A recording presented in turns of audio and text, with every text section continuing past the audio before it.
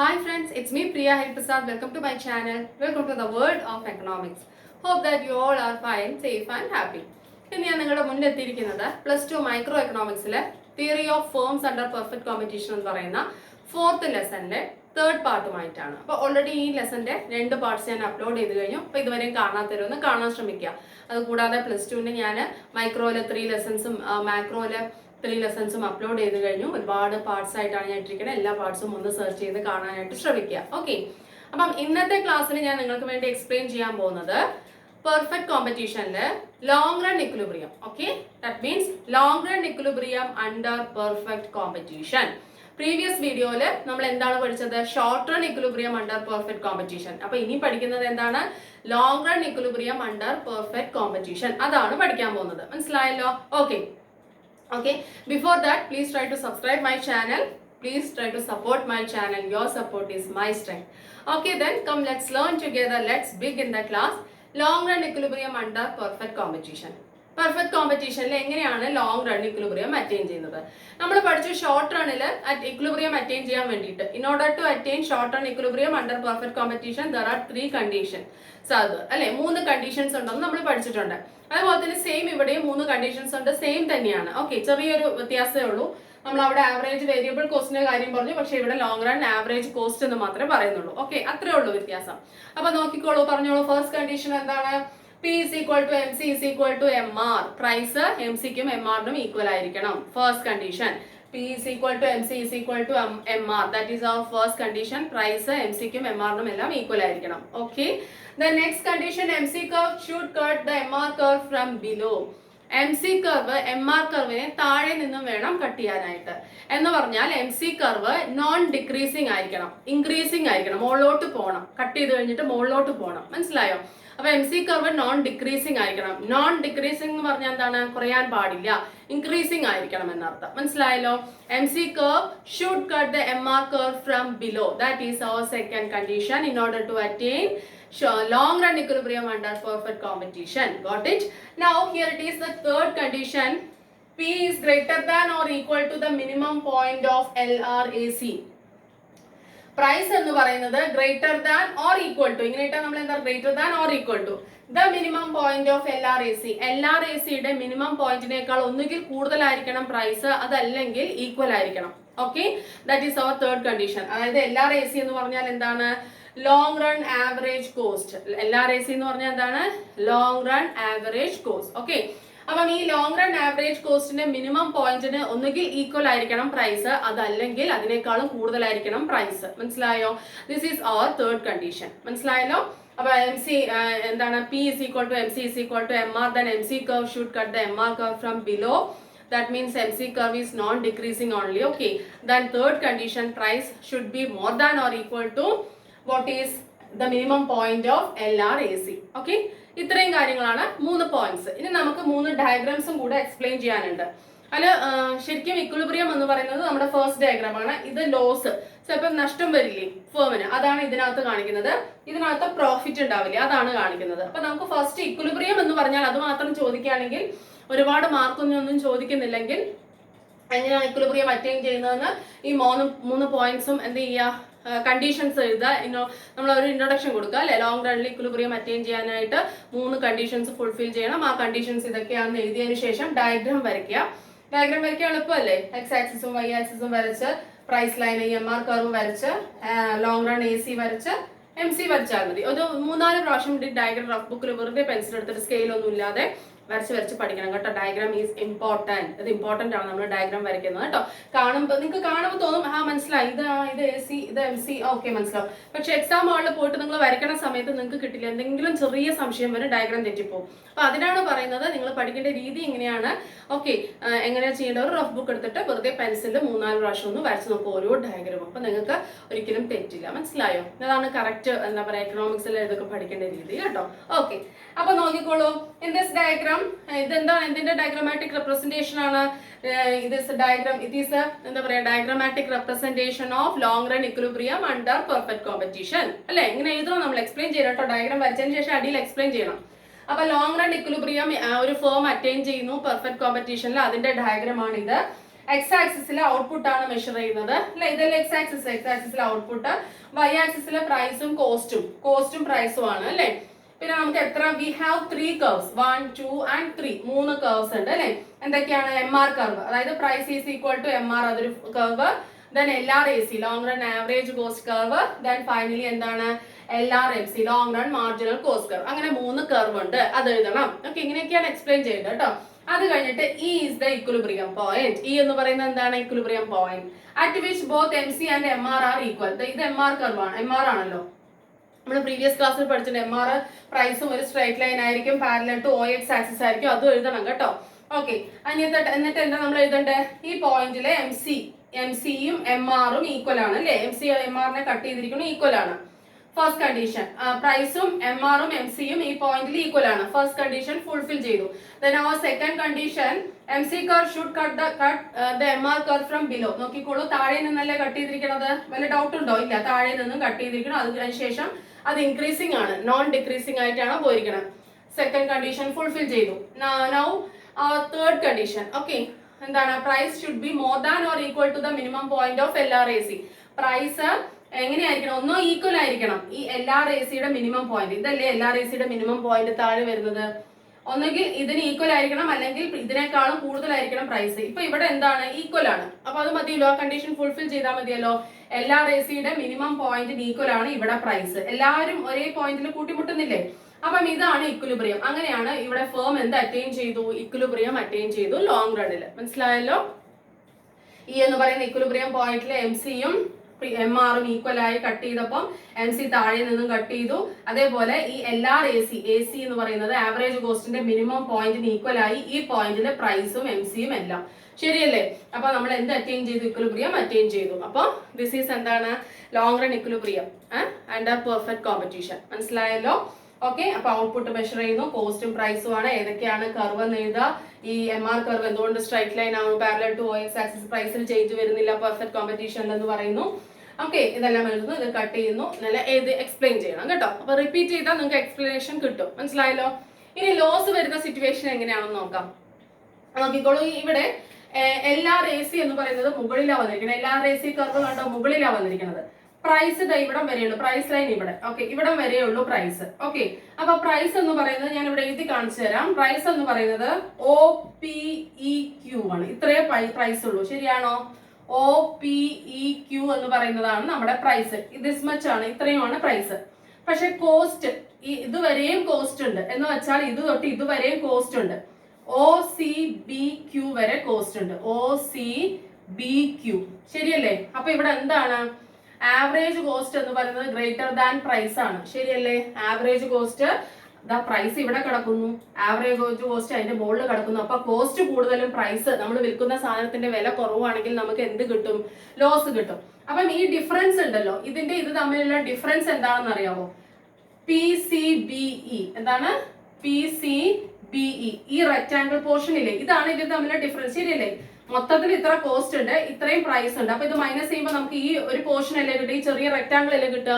അത് ലോസ് ആണ്, കാരണം ഈ പ്രൈസ് കടന്ന് ഇത്രയും വരെ എന്തുണ്ട്? എക്സ്ട്രാ കോസ്റ്റ് ഉണ്ട്. അപ്പൊ അത് എന്താണ്? ഫേമിന് എന്താ കിട്ടുന്നത്? ലോസ് ആണ് കിട്ടുന്നത്. ശരിയായില്ലേ? ശരിയല്ലേ? അപ്പൊ PCBE എന്ന് പറയുന്നത് ലോസ് ആണ്. കാരണം എന്താണ്? Average cost greater than price ആണ്. ആവറേജ് കോസ്റ്റ് മുകളിൽ കിടക്കുന്നു, പ്രൈസ് എവിടെയും കിടക്കുന്നു. ശരിയല്ലേ? അപ്പൊ അതാണ് ലോസിന്റെ സിറ്റുവേഷൻ എന്ന് പറയുന്നത്. ഓക്കെ, ഇതേപോലെ തന്നെ ഡയഗ്രാം എക്സ്പ്ലെയിൻ ചെയ്യാം. ലോസ് ചോദിക്കുകയാണെങ്കിൽ, ലോങ് റൺ ഇക്വിലിബ്രിയം ചോദിക്കുമ്പോൾ ചെറിയ മാർക്കിന് ചോദിക്കുകയാണെങ്കിൽ ഈ ഡയഗ്രാം മാത്രം എക്സ്പ്ലെയിൻ ചെയ്ത് കണ്ടീഷൻസ് എഴുതിയാൽ മതി. എസ്സേ ടൈപ്പ് ചോദിക്കുകയാണെങ്കിൽ ഈ 3 ഡയഗ്രാംസും വരയ്ക്കണം, എക്സ്പ്ലെയിൻ ചെയ്യണം, ചെറിയത്. ഓക്കെ, എളുപ്പമല്ലേ ഇത്? ഓക്കെ, റിപ്പീറ്റ് ചെയ്തൊന്ന് കേൾക്കുക കേട്ടോ. Okay, next condition profit. എങ്ങനെയാണ് പ്രോഫിറ്റ് വരുന്നത്? നോക്കിക്കോളൂ, ഇവിടെ നോക്കിക്കോളൂ. ആവറേജ് കോസ്റ്റ് കർവ് താഴോട്ട് വന്നിട്ടുണ്ട്, പ്രൈസ് ലൈൻ ഇവിടെ മുകളിലോട്ടും. P = MR എന്ന് പറയുന്ന പ്രൈസ് ലൈൻ മുകളിലും കോസ്റ്റ് താഴെയുമാണ് വന്നിരിക്കുന്നത്. അപ്പൊ എന്താ സംഭവിക്കുക? നോക്കിക്കോളൂ, എത്രയുണ്ട്? OPQB ഉണ്ട്, OPQB ഉണ്ട്, പ്രൈസ് അത്രയും പ്രൈസ് ഉണ്ട്. പക്ഷെ കോസ്റ്റ് ഇവിടെ ഉള്ളൂ അല്ലെ, ഇവിടം വരെ ഉള്ളൂ കോസ്റ്റ്. എന്ന് വെച്ചാൽ എത്രയാണ്? OCQE വരെ കോസ്റ്റ് ഉള്ളൂ. OCQE വരെ ഇത്രയേ ഉള്ളൂ കോസ്റ്റ് എന്ന് പറയുന്നത്. അപ്പം ഇതിന്റെ ഡിഫറൻസ് എന്താണ്? ഇതും തമ്മിലുള്ള ഡിഫറൻസ് എന്താണ്? ഈ റെക്ടാംഗിൾ പോർഷൻ. അപ്പൊ പ്രൈസ് ഈ കോസ്റ്റിനേക്കാളും മുകളിലോട്ടാണ് നിൽക്കുന്നത്. അപ്പൊ ആ ഡിഫറൻസ് എത്രയാണ്? CPBE എന്ന് പറയുന്ന ആ പോർഷൻ എന്താണ്? പ്രോഫിറ്റ് ആണ്. എന്താ കാരണം എന്ന് വെച്ചാല് price is greater than average cost. Average cost ഇവിടെ കിടപ്പുണ്ട്, പ്രൈസ് ഇങ്ങോട്ട് ഇവിടെയാണ് കിടക്കുന്നത്. അപ്പം ഇത്രയും പോർഷൻ ആരുടെ ലാഭമാണ്? ഫേമിന്റെ ലാഭമാണ് അണ്ടർ പെർഫെക്റ്റ് കോമ്പറ്റീഷൻ. മനസ്സിലായല്ലോ? അപ്പം ഇതാണ് ലാഭം വരുന്നത്. അപ്പൊ ഒന്ന് റിപ്പീറ്റ് ചെയ്ത് കേൾക്കുക കേട്ടോ. ലാഭം വരുന്നത് എങ്ങനെയാന്ന് ഒന്ന് നോക്കിയാൽ നിങ്ങൾക്ക് പെട്ടെന്ന് മനസ്സിലാവും അത്. ഓക്കെ, ഇനി നമുക്ക് ഇതിന്റെ ചെറിയ ചെറിയ 2-3 കൺസെപ്റ്റ്സ് പഠിക്കാനുണ്ട്. ഒന്ന് എക്സ്പ്ലിസിറ്റ് കോസ്റ്റ്. എന്താണ് എക്സ്പ്ലിസിറ്റ് കോസ്റ്റ്? എക്സ്പ്ലിസിറ്റ് കോസ്റ്റ് എന്ന് പറഞ്ഞാൽ നമ്മൾ സാധാരണ ഈ ലേബേഴ്സിനെ ഹയർ ചെയ്യുന്നു, ഫാക്ടേഴ്സ് ഓഫ് പ്രൊഡക്ഷൻ ഒക്കെ ഹയർ ചെയ്യുന്നു, അപ്പോൾ ഉണ്ടാവുന്ന നമുക്ക് ഉണ്ടാവുന്ന എക്സ്പെൻസസിനെയാണ് നമ്മൾ എന്തെന്ന് പറയാ? എക്സ്പ്ലിസിറ്റ് കോസ്റ്റ് എന്ന് പറയാം. ഓക്കെ, സ്പഷ്ട ചെലവ് എന്ന് പറയും. സ്പഷ്ടമാണ്, ഒരു കമ്പനിയിൽ സ്പഷ്ടമായിട്ട് നമുക്കറിയാം ലേബേഴ്സിനെ നമ്മൾ എടുക്കുന്നു, ഹയർ ചെയ്യുന്നു, അല്ലെങ്കിൽ ക്യാപിറ്റലിന് ഇൻട്രസ്റ്റ് കൊടുക്കുന്നു, അങ്ങനെയുള്ള ഒരുപാട് കാര്യങ്ങൾ, ലാൻഡിന് റെന്റ് കൊടുക്കുന്നു, അതൊക്കെ നമുക്ക് സ്പഷ്ടമായിട്ടുള്ള ചെലവാണ്. നമുക്ക് കാണുന്നുണ്ടല്ലോ ഈ കമ്പനിക്ക് ഇത്രയും ചെലവുണ്ട്. അതാണ് എക്സ്പ്ലിസിറ്റ് കോസ്റ്റ് എന്ന് പറയുന്നത്, സ്പഷ്ട ചെലവ് എന്ന് പറയുന്നത്. മനസ്സിലായോ? ഇനി ഇംപ്ലിസിറ്റ് കോസ്റ്റ്. ഇംപ്ലിസിറ്റ് കോസ്റ്റ് എന്ന് പറഞ്ഞാൽ സ്പഷ്ടമല്ല. അതായത് നമ്മൾ എന്ത് ചെയ്യും? നമ്മുടെ ഓൺ ഫാക്ടേഴ്സ് ഓഫ് പ്രൊഡക്ഷൻ ഉപയോഗിക്കും. ഇപ്പൊ ഞാനൊരു ഫേം തുടങ്ങുകയാണ്, ഒരു ബിസിനസ് യൂണിറ്റ് ഞാൻ സ്റ്റാർട്ട് ചെയ്യുകയാണെന്നുണ്ടെങ്കിൽ എന്റെ സ്ഥലം തന്നെ ഞാൻ യൂസ് ചെയ്യും. അപ്പൊ ഞാൻ അതിന് റെന്റ് എന്നും പറഞ്ഞിട്ട് വേറെ മാറ്റി വെക്കില്ല. ശരിയല്ലേ? എന്റെ സ്ഥലം ആയതുകൊണ്ട്. ഓക്കെ, അതേപോലെ തന്നെ ഞാൻ തന്നെ അവിടെ വർക്ക് ചെയ്യും. മനസ്സിലായോ? അപ്പം എനിക്കുള്ള വേജും സാലറി എന്ന് പറയുന്നത് അങ്ങനെ എസ്പെഷ്യലി നമുക്ക് മറ്റുള്ളവർക്ക് കൊടുക്കുന്ന പോലെ നമ്മൾ എടുത്ത് മാറ്റില്ല. ശരിയല്ലേ? പക്ഷെ ഈ കോസ്റ്റ് ഒക്കെ അവിടെ ഉണ്ടല്ലോ അല്ലെ? കാരണം നമ്മള് ലാൻഡിന് റെന്റ് എന്ന് പറഞ്ഞൊരു കൺസെപ്റ്റ് ഉണ്ട്. ഞാൻ ജോലി ചെയ്തിട്ടുണ്ടെങ്കിൽ അതിന് വേജ് അല്ലെങ്കിൽ സാലറി എന്ന് പറഞ്ഞ കൺസെപ്റ്റ് ഉണ്ട്. അല്ലെങ്കിൽ എന്റെ ക്യാപിറ്റൽ, എന്റെ പൈസ തന്നെയാണ് ഞാൻ ഉപയോഗിക്കുന്നത്. വെളിയിൽ നിന്നും പലിശക്ക് എടുക്കുന്നില്ല, ക്യാപിറ്റൽ എടുക്കുന്നില്ല എന്നുണ്ടെങ്കിൽ അതിനും പലിശ എനിക്ക് തന്നെ ഉണ്ട്. അപ്പം ഈ കൺസെപ്റ്റ് ഒക്കെ, ഈ ചെലവുകളൊക്കെ അവിടെ ഉണ്ട്. പക്ഷെ അത് വേറെ ആയിട്ട് നമുക്ക് കൊടുക്കേണ്ടി വരുന്നില്ല. അതാണ് എന്തെന്ന് പറയുന്നത്? ഇംപ്ലിസിറ്റ് കോസ്റ്റ് എന്ന് പറയുന്നത്. അതായത് ഓൺ ഫാക്ടേഴ്സ് ഓഫ് പ്രൊഡക്ഷൻ ഉപയോഗിക്കുമ്പോൾ ഉണ്ടാവുന്ന കോസ്റ്റ് ആണ്. നമ്മുടെ തന്നെ ഫാക്ടേഴ്സ് ഓഫ് പ്രൊഡക്ഷൻ നമ്മൾ യൂസ് ചെയ്യുമ്പോൾ ഉണ്ടാവുന്ന കോസ്റ്റ് ആണ്. കാരണം മറ്റുള്ളത് വെളിയിൽ നിന്ന് എടുക്കുന്ന സമയത്ത് നമ്മൾ സ്പെഷ്യലി എടുത്ത് കൊടുക്കുന്നു. ഇതാണെങ്കിൽ നമ്മൾ എന്ത് ചെയ്യുന്നില്ല, കൊടുക്കുന്നില്ല. അപ്പൊ അതുകൊണ്ട് ഇത് സ്പഷ്ടമാവുന്നില്ല. പക്ഷെ അവിടെ അങ്ങനെ ഒരു കോസ്റ്റിന്റെ എന്താ പറയാ എക്സിസ്റ്റ് ചെയ്യുന്നുണ്ട്. അങ്ങനെ ഒരു കോസ്റ്റിന്റെ സാന്നിധ്യം ഉണ്ട്. മനസ്സിലായോ? അതാണ് ഇംപ്ലിസിറ്റ് കോസ്റ്റ്. ഓക്കെ, ഇനി അതിനകത്ത് ഇനി പഠിക്കാനുള്ളത് ഓപ്പർച്യൂണിറ്റി കോസ്റ്റ്. ഓപ്പർച്യൂണിറ്റി കോസ്റ്റ് അവസര ചെലവ് എന്നൊക്കെ പറയും കേട്ടോ. ഓപ്പർച്യൂണിറ്റി കോസ്റ്റ് എന്ന് പറഞ്ഞാൽ നെക്സ്റ്റ് ബെസ്റ്റ് ഓൾട്ടർനേറ്റീവ് കോസ്റ്റ് എന്ന് നമുക്കൊരു ചെറിയ ഡെഫിനിഷൻ കൊടുക്കാം. Next best alternative cost. അതായത് ഞാൻ പറഞ്ഞു ഇങ്ങനെ ഇംപ്ലിസിറ്റ് കോസ്റ്റിൽ, അതായത് ഞാൻ എന്റെ ഫാക്ടേഴ്സ് ഓഫ് പ്രൊഡക്ഷൻ തന്നെ ഞാൻ യൂസ് ചെയ്യുന്നു, എന്റെ ലേബർ തന്നെ ഞാൻ യൂസ് ചെയ്ത് ഞാൻ തന്നെ വർക്ക് ചെയ്യുന്നു. അപ്പൊ അതിനൊക്കെ എക്സ്ട്രാ എന്ത് വരുന്നില്ല, നമ്മൾ എഴുതി വരുന്നില്ല എന്ന് ഞാൻ പറഞ്ഞു അല്ലെ? സാലറിയും അതൊന്നും നമ്മൾ കണക്ക് വരുന്നില്ല എന്ന് ഞാൻ പറഞ്ഞു. പക്ഷെ അവിടെ ഈ കൺസെപ്റ്റ്സ് ഒക്കെ ഉണ്ട്. അപ്പം അങ്ങനെ കിട്ടുന്ന ഇൻകം ആണ്, അങ്ങനെ എനിക്കൊരു ഇൻകം കിട്ടുമല്ലോ, ഒരു ലാഭം കിട്ടുമല്ലോ, അതിനെയാണ് നമ്മൾ എന്തെന്ന് പറയാ? ഓപ്പർച്യൂണിറ്റി കോസ്റ്റ് എന്ന് പറയാം. അങ്ങനെ അതിലൂടെ എനിക്ക് കിട്ടുന്ന ഈ on factors of production use ചെയ്യുന്നതിലൂടെ ഏൺ ചെയ്യാൻ പറ്റുന്ന ഇൻകം ആണ് എന്തെന്ന് പറയുന്നത്? ഓപ്പർച്യൂണിറ്റി കോസ്റ്റ് എന്ന് പറയുന്നത്. Okay, income earned by the use of എന്താണ്? Own factors of production. നമ്മുടെ ഫാക്ടേഴ്സ് ഓഫ് പ്രൊഡക്ഷൻ തന്നെ ഉപയോഗിക്കുമ്പോൾ നമുക്ക് ഉണ്ടാവുന്ന ആ ലാഭം, അതിനെയാണ് നമ്മൾ എന്തെന്ന് പറയാ? Opportunity cost. അങ്ങനെ ഏൺ ചെയ്യുന്ന ഇൻകത്തിനെയാണ് നമ്മൾ എന്തെന്ന് പറയാ? ഓപ്പർച്യൂണിറ്റി കോസ്റ്റ് അല്ലെങ്കിൽ അവസര ചെലവ് എന്ന് പറയാ. മനസ്സിലായല്ലോ? ഇനി നമുക്ക് ഒരു കാര്യം പഠിക്കാനുണ്ട്, ബ്രേക്ക് ഈവൺ പോയിന്റ്. എന്താണ് ബ്രേക്ക് ഈവൺ പോയിന്റ്? അപ്പൊ നിങ്ങളുടെ ടെക്സ്റ്റിൽ ഇങ്ങനെ ഒരു ഡയഗ്രാം കൊടുത്തിട്ടുണ്ട്. ഇതുപോലെ ഒരു ഡയഗ്രാം ആണ് കൊടുത്തിരിക്കണം.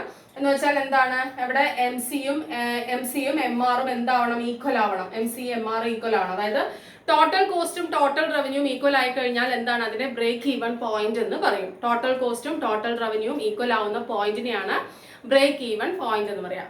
A break-even point is the point at which total revenue and total costs are equal. Total revenue, total cost equal ആയി കഴിഞ്ഞാൽ ആ പോയിന്റിനെയാണ് നമ്മൾ എന്തെന്ന് പറയാ? ബ്രേക്ക് ഈവൺ പോയിന്റ് എന്ന് പറയാം. Total revenue is equal to total cost. Okay, അപ്പൊ അതിനെ നമുക്ക് ഇങ്ങനെ വേണമെങ്കിൽ വരയ്ക്കാം. ഈ രീതിയിൽ ഒരു ഡയഗ്രാം വരയ്ക്കാം. അതർവൈസ് ശരിക്കും യൂണിവേഴ്സലി അക്സെപ്റ്റഡ് ആയിട്ടുള്ള ഒരു ഡയഗ്രാം ആണ്. ഇതാണല്ലോ നമ്മുടെ total revenue curve. Okay, then അതേപോലെ തന്നെ എന്താണ്? Total cost curve. ഇത് ടോട്ടൽ കോസ്റ്റ് കർവ് ആണ് വിചാരിക്കാം. ഇവിടെ രണ്ടുപേരും ഈക്വൽ ആവുന്നില്ലേ? അപ്പൊ ഈ പോയിന്റിനെ നമുക്ക് എന്തെന്ന് പറയാം? ബ്രേക്ക് ഈവൺ പോയിന്റ് എന്ന് പറയാം. ഇവിടെ എന്തൊക്കെ ഈക്വൽ ആണ്? ടോട്ടൽ കോസ്റ്റും ടോട്ടൽ റവന്യൂവും ഈക്വൽ ആണ്. ഇതാണ് ശരിക്കും പറഞ്ഞാൽ ഇതിന്റെ കർവ് എന്ന് പറയുന്നത്. പക്ഷെ നിങ്ങളുടെ ടെക്സ്റ്റിൽ കൊടുത്തിരിക്കുന്നത് ഇതുപോലെ ഒരു ഡയഗ്രമാണ്. ഓക്കെ, അപ്പൊ നിങ്ങൾക്ക് അതായാലും വരച്ചാൽ മതി. ഓക്കെ, ബ്രേക്ക് ഈവൻ പോയിന്റ് എന്ന് പറഞ്ഞാൽ ഇവിടെ ടോട്ടൽ റവന്യൂ ടോട്ടൽ കോസ്റ്റും ഇങ്ങനെ ഈക്വൽ ആവുന്നു എന്നൊക്കെ പറഞ്ഞിട്ട് ഇങ്ങനെ വരച്ചിട്ട് ഈ പോയിന്റ് ഉണ്ടല്ലോ, ഈ പോയിന്റിനെ നമുക്ക് എന്തെന്ന് പറയാം, ബ്രേക്ക് ഈവൻ പോയിന്റ് എന്ന് പറയാം. മനസ്സിലായോ? അപ്പം സിംപ്ലി ബ്രേക്ക് ഈവൻ പോയിന്റ് എന്ന് പറഞ്ഞാൽ എന്താണ്? ടോട്ടൽ കോസ്റ്റും ടോട്ടൽ റവന്യൂ ഈക്വൽ ആവുന്ന പോയിന്റ് ആണ്. അപ്പൊ അതിന് ഇങ്ങനെ ഒരു ഡയഗ്രാം വരച്ചാൽ അതാണ് ഏറ്റവും ആപ്റ്റ് ആയിട്ടുള്ള ഒരു diagram according to me. Okay, എനിക്ക് എന്റെ അഭിപ്രായത്തില്. അതായത് ഇത് ടോട്ടൽ റവന്യൂ കർവ്, ഇത് ടോട്ടൽ കോസ്റ്റ് കർവ്, അത് രണ്ടും എവിടെ ഈക്വൽ ആവുന്നു അങ്ങനെ. അപ്പം ഇത് ഇങ്ങനെ രണ്ട് സിറ്റുവേഷൻ വരും.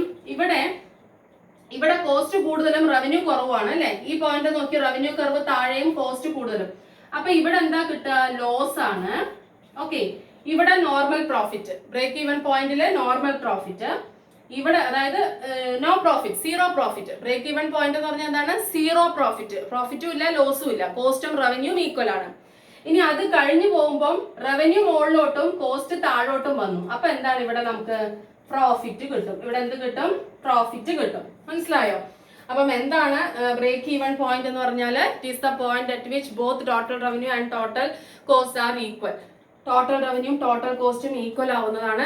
സീറോ പ്രോഫിറ്റ് ആണ്. നമുക്ക് എന്തെന്ന് പറയാം? സീറോ പ്രോഫിറ്റ് എന്ന് പറയാം. ഓക്കെ, അവിടെ പ്രോഫിറ്റ് ഉണ്ടാവുന്നില്ല, കോസ്റ്റും റവന്യൂ ഈക്വൽ ആണ്, അപ്പോൾ പ്രോഫിറ്റ് ഇല്ല, ലോസും ഇല്ല. No profit no loss point ആണത്. Okay, break even point. ഇനി നോക്കിക്കോളൂ, ഇതിന് ആദ്യം ഇത് ടോട്ടൽ റവന്യൂ സീറോ എന്ന് സ്റ്റാർട്ട് ചെയ്യുമോ നമുക്കറിയാം അല്ലെ. ഔട്ട്പുട്ട് ഇല്ലെങ്കിൽ ടോട്ടൽ റവന്യൂ സീറോ ആണ്. പക്ഷെ ടോട്ടൽ കോസ്റ്റ് ഒരിക്കലും സീറോ എന്ന് സ്റ്റാർട്ട് ചെയ്യില്ല. കാരണം because of the existence of total fixed cost.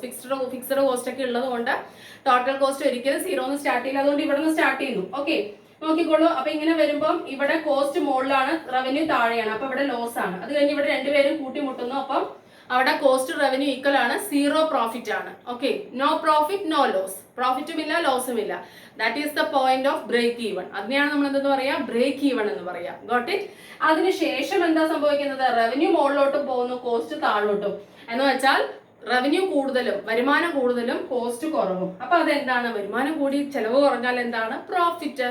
മനസ്സിലായോ? ഇങ്ങനെ ഒരു 3 പൊസിഷനാണ് ഈ ബ്രേക്ക് ഈവൺ പോയിന്റിനകത്ത് ഉള്ളത്. മനസ്സിലായോ? അപ്പൊ ഇതുവരെയുമാണ് ഇന്നത്തെ ക്ലാസ്സിൽ ഞാൻ എക്സ്പ്ലെയിൻ ചെയ്തത്. ഇനി അടുത്ത പാർട്ടിൽ സപ്ലൈയുമായിട്ട് റിലേറ്റ് ചെയ്തിട്ടുള്ള കാര്യങ്ങളാണ് പഠിക്കുന്നത്. അപ്പൊ long run supply, short run supply എന്നൊക്കെ പറഞ്ഞിട്ട് ഒരുപാട് ഡയഗ്രാംസ് ഒക്കെ ഉണ്ട്. അതൊക്കെ നോക്കി കൺഫ്യൂഷൻ വരണ്ട. നമുക്ക് ഇനി സപ്ലൈ തൊട്ട് പഠിച്ചാൽ മതി. അതാണ് നിങ്ങളുടെ സിലബസിൽ വരുന്നത്, നിങ്ങൾക്ക് എക്സാമിന് വരുന്നത്. ഇനി എന്താണ് സപ്ലൈ, ലോ ഓഫ് സപ്ലൈ, അത് അങ്ങനെ തുടങ്ങിയ കാര്യങ്ങൾ നമുക്ക് പഠിക്കാം. ഓക്കെ, അപ്പം ഓക്കെ ദെൻ ഇതുവരെയും എന്താ പറയാ, please try to watch all my videos. Okay then thank you, thanks a lot, take care. വീണ്ടും അടുത്ത വീഡിയോയിലൂടെ കാണാം. Okay then, bye.